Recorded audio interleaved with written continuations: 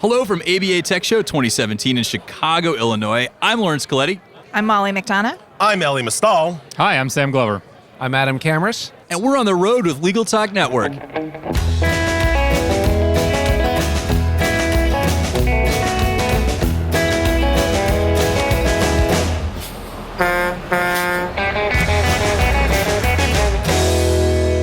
And we're back. I have to admit I'm somewhat delirious, and it's been a long day here, and we just finished up with an incredible panel. But before we get into it, we really need to do some formal introductions because we have many people here, part of some incredible legal publications. So I think we open with that, and since we started with Molly and ladies first. I'm Molly McDonough. I'm with the ABA Journal. I'm the relatively new editor and publisher. I'm Elie Mystal. I'm an editor for Above the Law. I'm a man, actually, which people don't always get for my name, so I think it's important to say. And I'm the editor-in-chief of Lawyerist.com. This is Sam Glover. This is Adam. I am the CEO of Legal Talk Network, the podcast network that you are listening to right now. Excellent. So you guys just got finished and walked over here, just did a panel discussion, pitching to the media. Actually, what was the official title of it? Do we know? How not to piss us off when pitching. Yeah, I think so the official title, we're probably going to have to get some data on this, but it was something along the lines of... I'm pretty sure it's 4 p.m. and we're all pretty thrilled to sit down for the first time today. I can get you the official title here. It was Happy Hour that's now, and we're missing it. And we're missing it with this podcast. It's actually a really tough time for a session. However, the feedback was amazing because it was at 4 p.m. after a very, very long day, and there was only one person that slightly dozed off just for a moment, and then they came back, which is remarkable because once you lose somebody early on in the session, they don't normally come back. But they came back, which at 4 p.m. at the end of the day is not easy. So this session was called How to Pitch the Media and Get Exposure for Your Firm. Excellent. So I guess we'll need a little walkthrough. So obviously pitching the media, and we're all different types of media within the legal community. So where did we start? How did you guys start it off? I guess I can do that. So I moderated the session, and we really kind of framed this around it's not always the case that the best lawyers are the most successful. And it's really that marketing machine and the branding and the connections and the brand equity that you've built within the media and kind of priming that marketing machine is what begets those opportunities, whatever they may be, whether it's more exposure or higher fees or speaking opportunities or book deals. But it all starts with that marketing and media machine. And then we really got into some of the elements of, what's good, what's bad, what works, what doesn't work, what do you want to hear, what you don't want to hear. And there's some really interesting data revealed in the session. So I think that where we all kind of came down, right, was that, and look, Molly and Sam and I all have very different publications. And what we all agreed with was that if you're going to pitch our publications, know that. Like, actually pay attention to the fact that we have very different publications and know that going in and tailor your pitch to that difference. And I think it was kind of interesting that we all agreed that one of the most important things was to know that we're all very different. Yeah, well, the number one most important thing is don't be a clueless pitch, because if you come in and ask us to do something that just clearly indicates that you've never actually read our site, not interested. You lost me there, Sam. No, my number one tip was, again, know your publication. Do a little bit of homework before you start pitching, and make sure that you tailor your pitches not just to the publication, but even to the author or to the editor that you're writing to. Know what departments he or she handles, and be ready to deliver a smart pitch, a smart story idea, or develop a relationship. Okay. Yeah, I think that's an interesting point to bring up. Everybody kind of reacts differently. Everybody's organization's different sized, and you connect with your communities in a different manner. And so I know we're probably going to disagree a little bit on this, but what is the best way, like the best method to approach your individual publications for someone in legal communities who got something to say and might be a subject matter expert? Lawyerist is not it's not read by lawyers. And that's one thing, really important thing to know about us, is people regularly pitch me on things written for non-lawyers, and that's a silly thing to pitch us on. So don't. I pointed out on the panel, and I'll say again, flattery will get you somewhere with me. And subject line, Elie, oh my God, you're so great. Please open this email. You're going to get 17 of those like tonight. I'll open them. And I'll take all 17. I like, in all fairness, like we're talking about the news. Our sites talk about the news. Your pitch has to be about the news for it to be successful. But in the terms of just like straight up opening that first email, have the headline be catchy, have the subject line be catchy, and absolutely, if it includes a compliment for me, I'm more likely to fucking click on it. Oops. That's okay. We'll hit the explicit tag. I was so in, We're not going to hold you back. You've got to be you. I was so in thinking like a lawyer mode. Aaron and I try to swear in every intro to our podcast, so if we don't drop an F-bomb, we re-record it.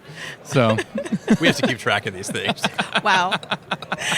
Mom, this would be a good time to hit the pause button and go back to an NPR program.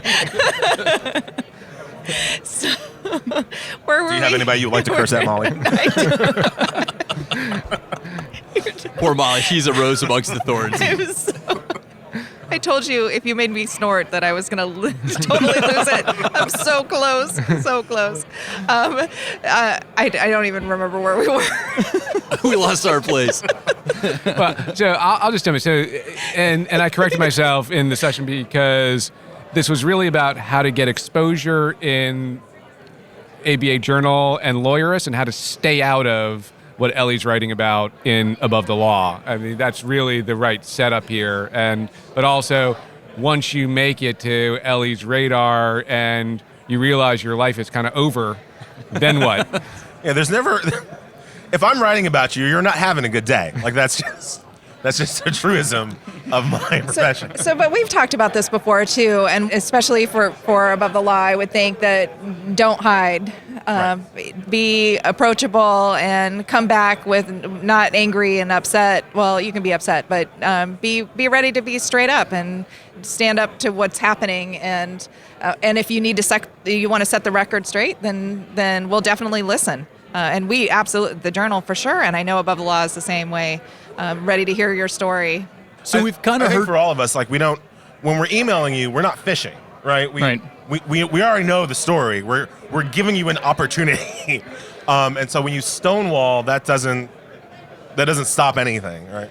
So are we talking pitch, or are you guys reaching out now at this point? So have we made that transition? Well, that kind of came up with Adam's point about not wanting to be on Why don't we the negative do it this side. way? Like, why don't we? I think we should cap it off with the ideal pitch. And so we know Sam's going to say don't, but but I think we should cap it off with the ideal pitch, and then maybe transition into being reachable so that people can get in touch with you. Because obviously, it's kind of a two-way street. We get pitched all the time at Legal Talk Network, but we also need to reach out. We have stories that we're trying to develop, messages we're trying to get out. We need experts. So maybe we could cap this part of it off with the ideal pitch. And I really want to go to Sam. No, that's easy. The ideal pitch comes from somebody who you already know, that maybe contains a little flattery, or is just casual and because we know each other. I know you're going to open my email, or so I'm going to open it. email, not a phone call. Oh God, don't call me. Okay. You start off at a huge disadvantage if you've just, especially if it's out of the blue. I assume you owe me money if you're calling. Yeah. I assume I owe you money. Yeah. If you're calling me. So don't go through a publicist. We should know each other. I shouldn't be talking to a random person unless you're the one publicist who I actually know, like, and trust. Get By right the way, to the point. there is only one. There is one. There's only one. Get right to the point. Tell me what you can do for me. Be concise and start a conversation about it so that we can. I can figure out if I want to respond. I can, and I'm not wasting time reading a long email from you. So make it casual and be somebody I know. And don't call. Don't call. God, don't call. Okay. Yeah. My perfect pitch would probably be, "Hi, Elie. I love your website. You're a very sexy man. I saw that yesterday you wrote a story that everybody is reading. I can tell this because I shared it myself on Facebook. Have you thought about this angle for a second day story on the same issue? Because I know you like traffic. Thank you. Bye." I would read the hell out of that. So for me, the flattery for me would be the person actually knows the site, knows the magazine, really delivers a smart pitch or a smart opening line about the type of story, that it's got to be really interesting. It'll have a broad appeal to a large audience, and that often that I get to have it first. If it's not clear, we're all kind of harping on try and have a relationship with the person you're pitching, Right. and be kind, clear, and to the point in your pitch. Be thoughtful and understand the publication. Excellent. And make it easy. I think that was one of the make it easy, know your audience. I mean, those are the two main takeaways from what we talked about. And one of the kind of opportunities that we identified, at Legal Talk Network, Laurence, you know this, we recently put up so that we don't have to respond to emails, we put up a guest submission page where you can go there, you can populate it with the data, it'll populate in a database for us so that when we need a subject matter expert, we can go search it, or if we see something interesting that comes through there.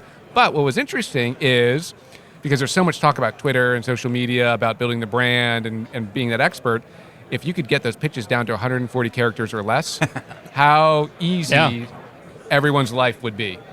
That definitely helps. I've definitely wrangled in some leads, using social media. One thing I do want to add, I think this is one thing that people in their mind, when they have a story, this is something they're thinking about. They're very interested in it. And I think they need to start, and this is just something that, for my ideal pitch, assume I do not have time to read this email. Assume that I'm, working a 16-hour day and I'm exhausted. What is going to make that interesting to me? And so I would say short, to the point. I don't mind the press release. I like it in there, if I want to dig into it. But if you could summarize that to me in a paragraph or less, that is perfect for me. I think we all decided you're wrong about the press release. Yeah. Okay. Yeah. I said that if you're sending me a press release, then you need to be the kind of person who won't take my phone call, because then I need the release, right? I'm not going to get a quote from Jeff Sessions, so if Jeff Sessions sends a press release, I'm going to read it.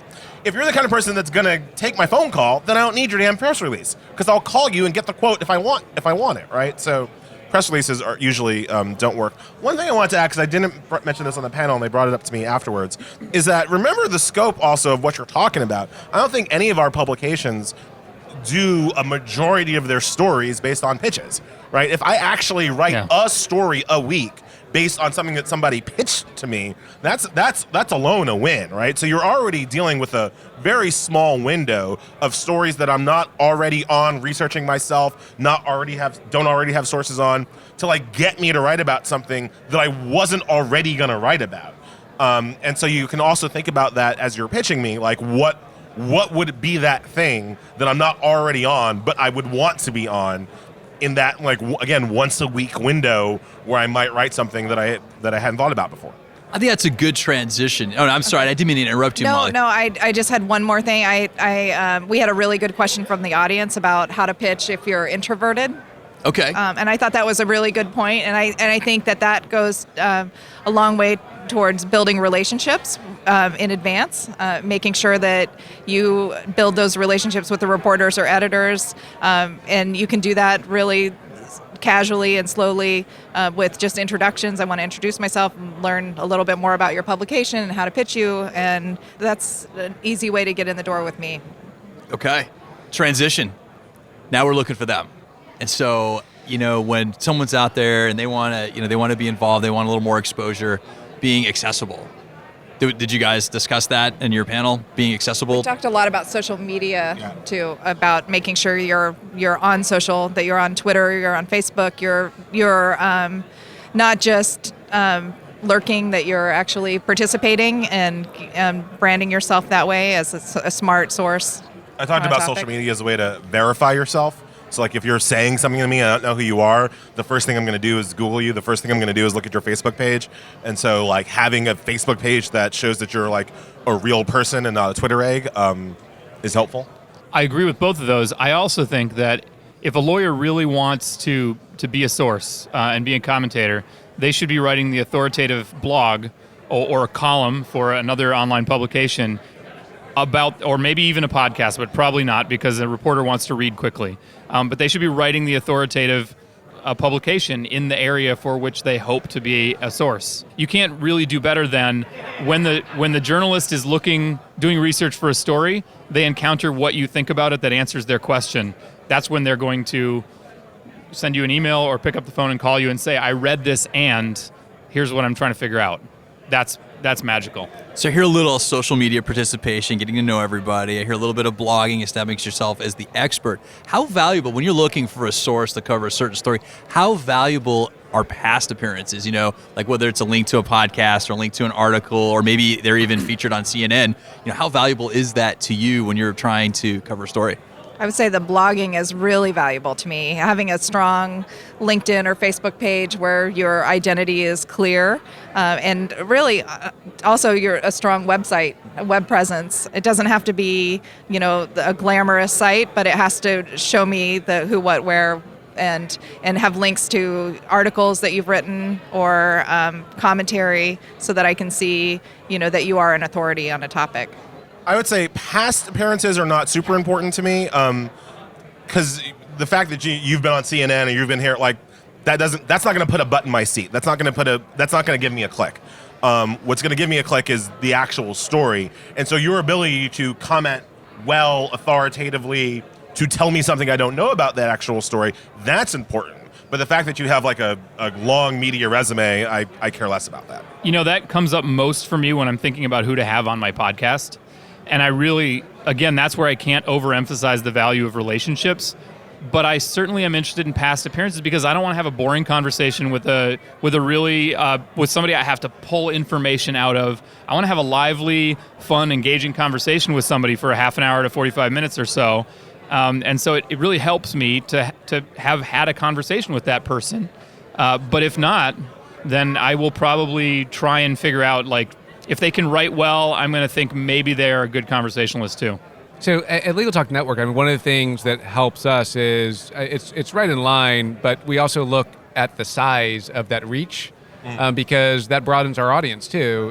We're going to get to the meat and potatoes of what we want to talk about in the episode, and we know that they're going to be the right guest for the episode that we're doing. But from our perspective, if you have a big and broad audience that you can also share this episode with, that also is something that we will look at and we value.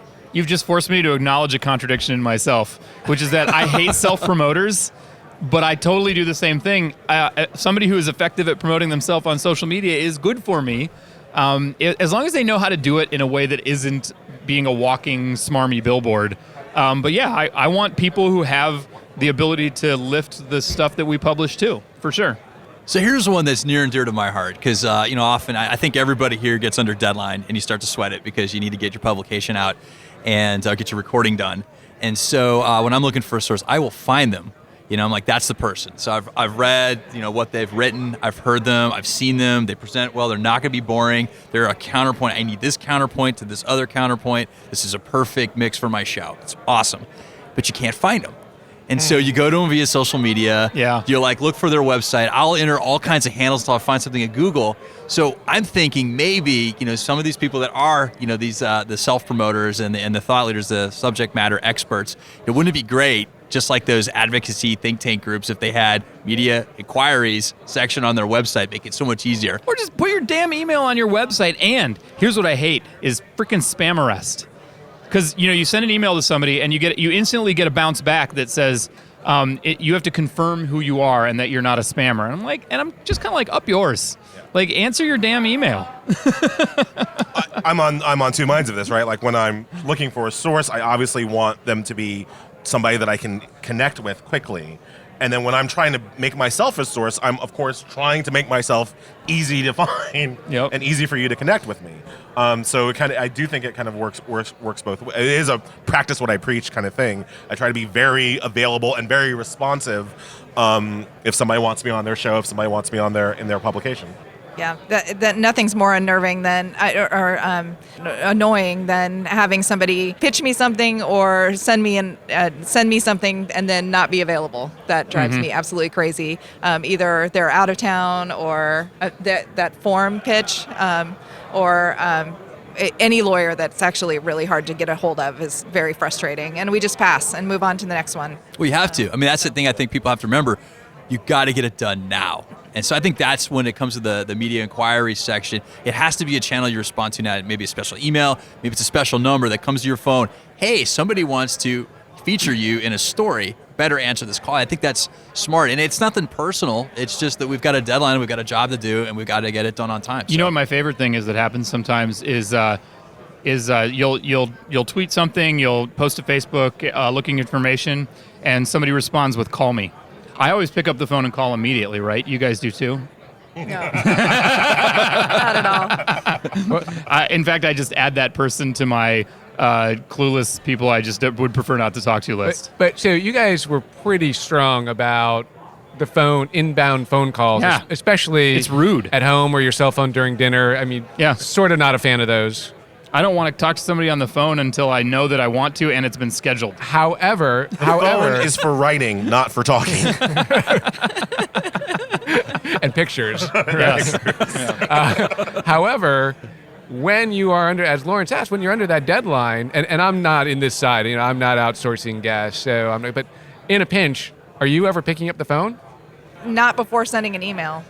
Never. Okay, I'm going to walk that back. On an important story where we're on deadline and no one's responded to their email, and we really need to make clear that we've tried to reach out and we really want this person to comment, we do call, and then call. I try to call 3 times. I'll pick up the phone for a source, right? If you've got the document, if you got the antidote, and I can only get you over the phone, I'm going to pick up the phone, right? That's part of my job. But for like the grist, for like some color, commentary, no. I'll text. That's it. The phone. I don't use the phone to talk to people. I don't pick up the phone when my wife calls me in the middle of the day. Same. Unless I absolutely, unless the text before she calls is one of the kids is bleeding. Yeah. And then she calls and, People usually call me when I've said something about their product, and then the phone usually rings within 10 minutes of me hitting publish. So it's usually an after-the-fact thing. I think the record was about 6 minutes. Oh my goodness. Yeah. Wow. Oh my goodness. Yeah, I think Adam. I think I take those calls. We get pressed, and I do take them. Because I want to get it done. So yeah, I guess I'll fall prey to the pressure. There was a 2-week period, I'm not even joking, there was a 2-week period while I was working Above the Law where my phone was actually off the hook. Like it just was on my desk and it had fallen off the receiver and it was actually off the hook. And so for 2 weeks, because we share the line, none of us got phone calls. And we were like, this is great, what is it? Because my phone was off the hook. Oops. So I have just 2 last questions because it's happy hour. We need to get on to that. So just 2 last questions. So because this is ABA Tech Show, because it's about creating value, what last little tidbit can we leave people out there that are trying to be a little bit more media savvy, promote their law practice? Twitter's your friend. Twitter's low cost. Twitter is easy to get onto. Twitter is easy to do all the things that we're talking about doing with. Have a Twitter account that's interesting. I second that, but I also think if you can, you should be trying to publish a blog, and regardless, because I think that's how you are going to build that authority and get found by journalists, even if you aren't reaching out to them and building relationships with them. So I would also add to that, besides having a solid website with easy information to contact you, that you also have a strong LinkedIn presence so that I can very quickly look up your background. I have one thing to add. Being as someone who's recently kind of revamped his social media profile and been a little kid on the block, one of the things, and this actually comes from David Latt, Elie shared this with us at Clio Cloud, and I took it to heart, and actually has made a difference in my following and engagement and impressions, is pull a little time aside, maybe a lunch break while you eat in front of your computer, and share other people's stuff, but stuff you've legitimately read and absorbed. Share that, and just do that for a little bit, 20, 30 minutes a week, and it will make a big difference in your social media profile. All right, last question. So if our listeners, and we're hoping there's many to this podcast, want to reach out, maybe have some follow-up questions, or maybe pitch to you guys, how can they find you? I'm at Molly_McDonough, McDonough on Twitter, and I can be reached at the. Can I give my phone number?